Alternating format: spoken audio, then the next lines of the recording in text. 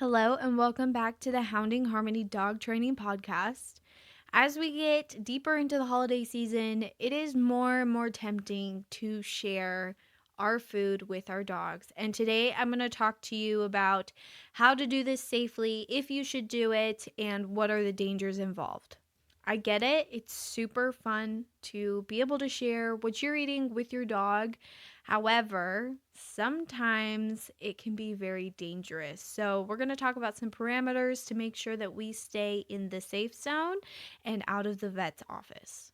This is not about never sharing food, but about assessing if it is wise for you to do it in your situation and how to do it safely.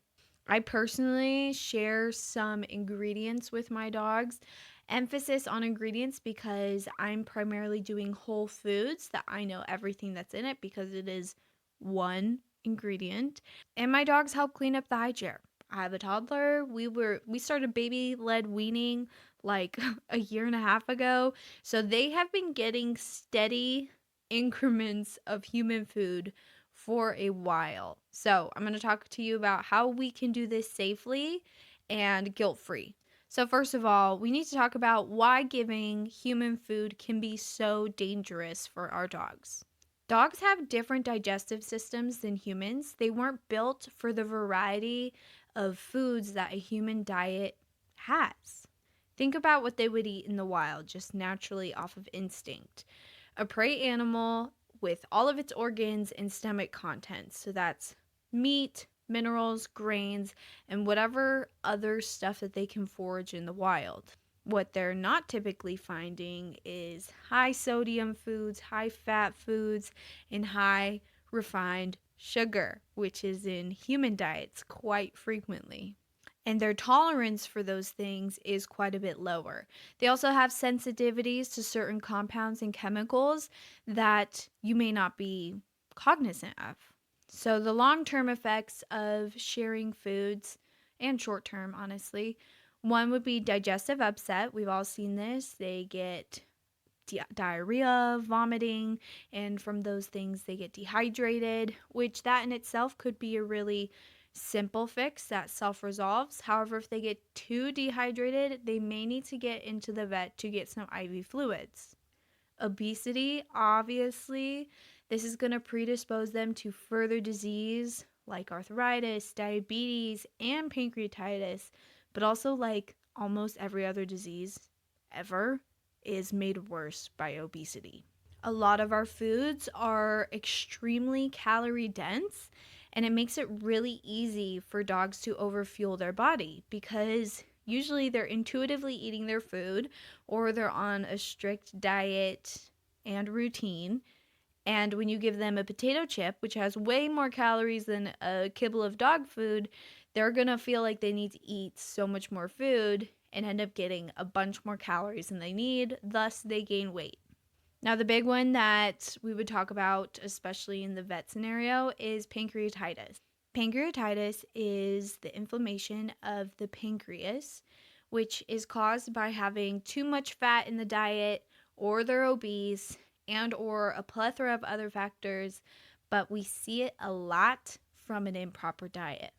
Symptoms of pancreatitis are going to be stomach pain, vomiting, diarrhea, fever, and nausea. Treatment is going to look like IV fluids, pain meds, and anti-nausea, antibiotics, and probably most importantly, a diet change.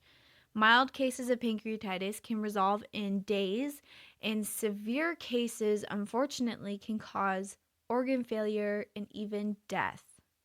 So this can get serious really fast. So a little knowledge on what is safe will go a long way, especially when it comes to poisonous foods, which we'll talk about in a little bit.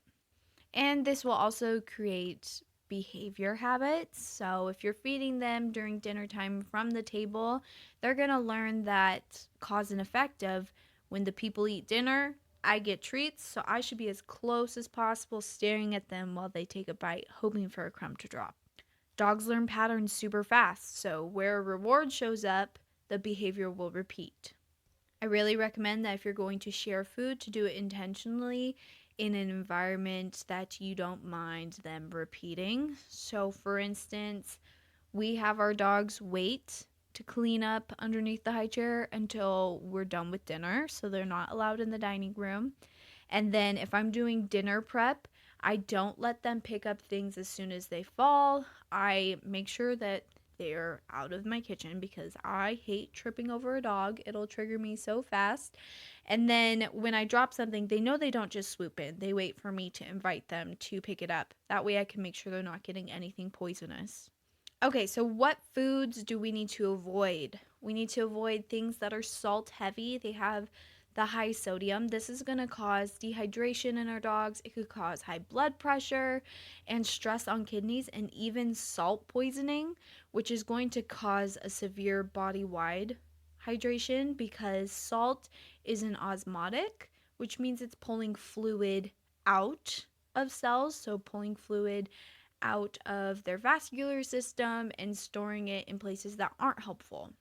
Again, high fat content, the high fat foods like bacon, beef scraps like ground beef, especially if it's like a higher fat content like an 80/20, fried foods, those are all going to increase our risk for pancreatitis, as well as high fat foods have typically more calories, which are going to make them gain weight pretty easily. Seasonings and additives like onion and garlic powders, those are toxic to our dogs, as well as artificial sweeteners like xylitol, which is in peanut butter and a ton of just baked goods and processed foods.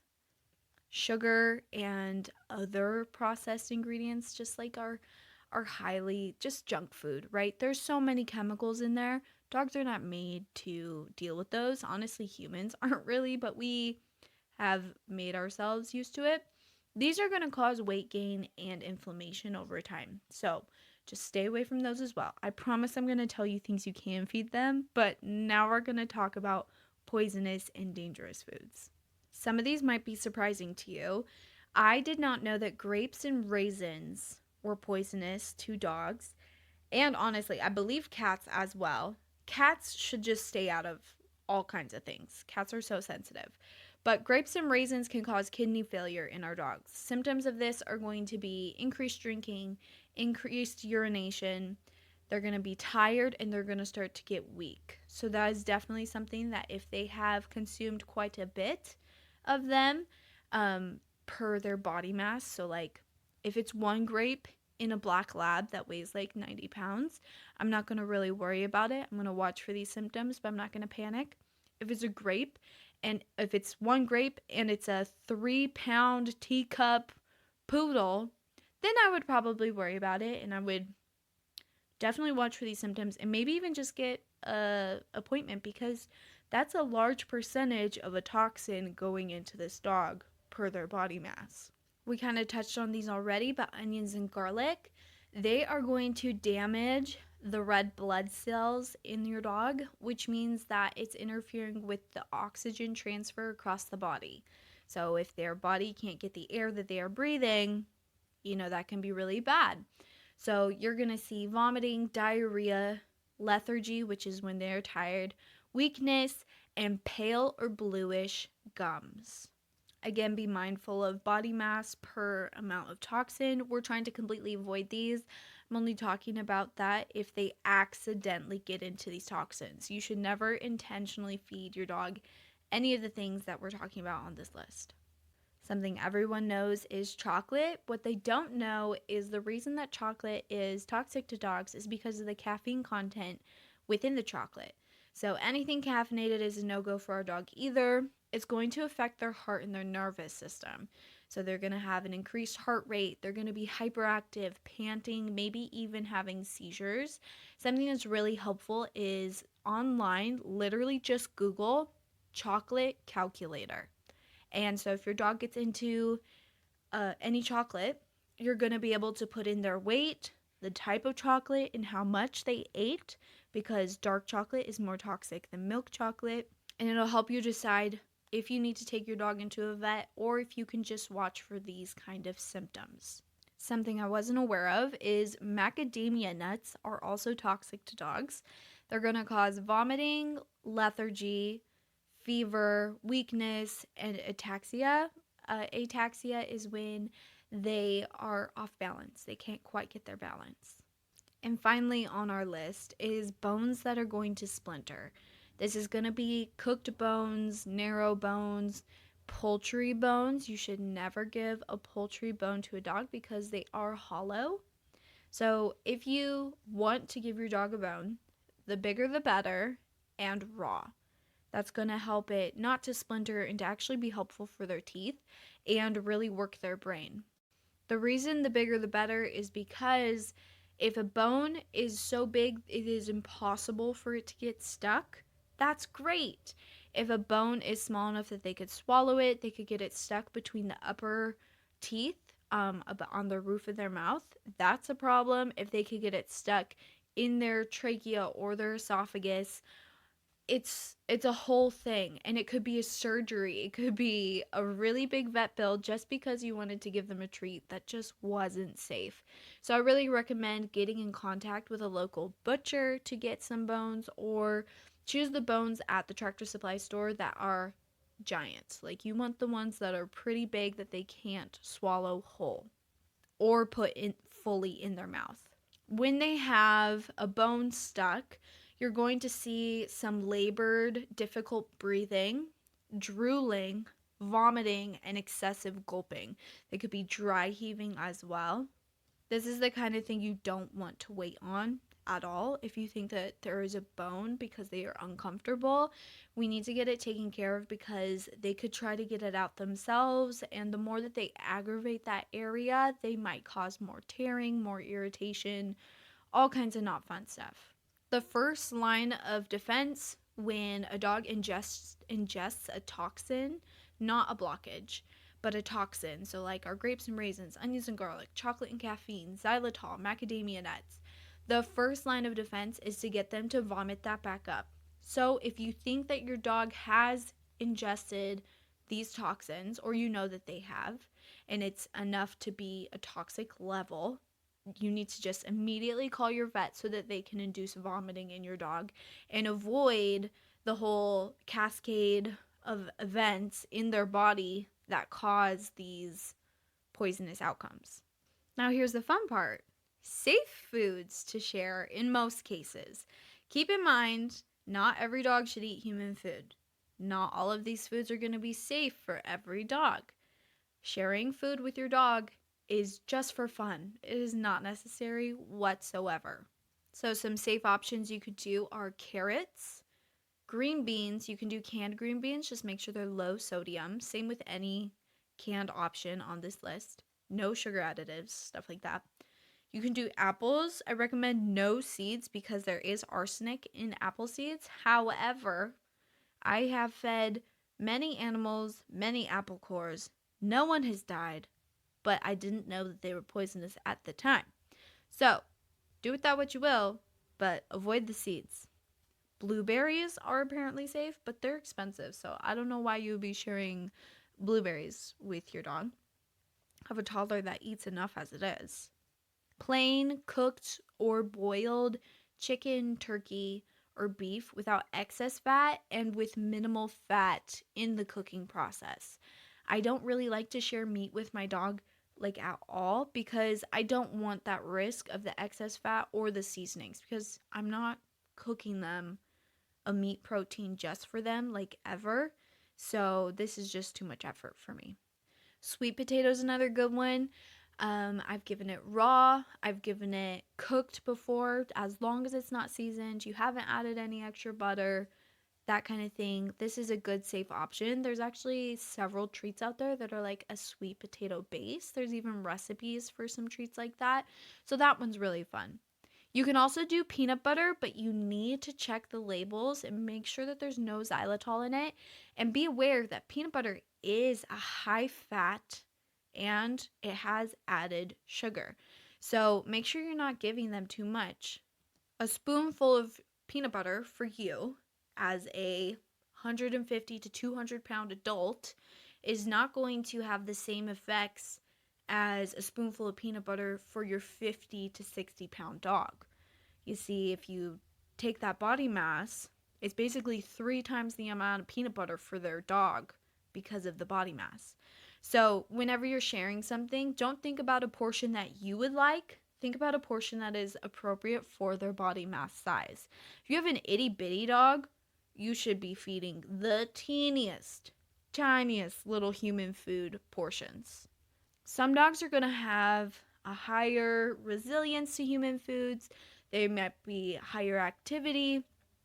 All of this to say, again, this is optional. If you want to have the happiest, healthiest dog, you should really not be feeding human food. I mean, the carrots and the green beans and the sweet potato, I'm really not worried about. In fact, they're healthier for your dog than like a milk bone or a processed, pre-bagged treat. So if you love to give treats every day, that is a great alternative. But other than that, this is really just for fun, and you really have to be aware of, is this helpful for your dog, or is it just making you feel better while it's making them more sick or less healthy?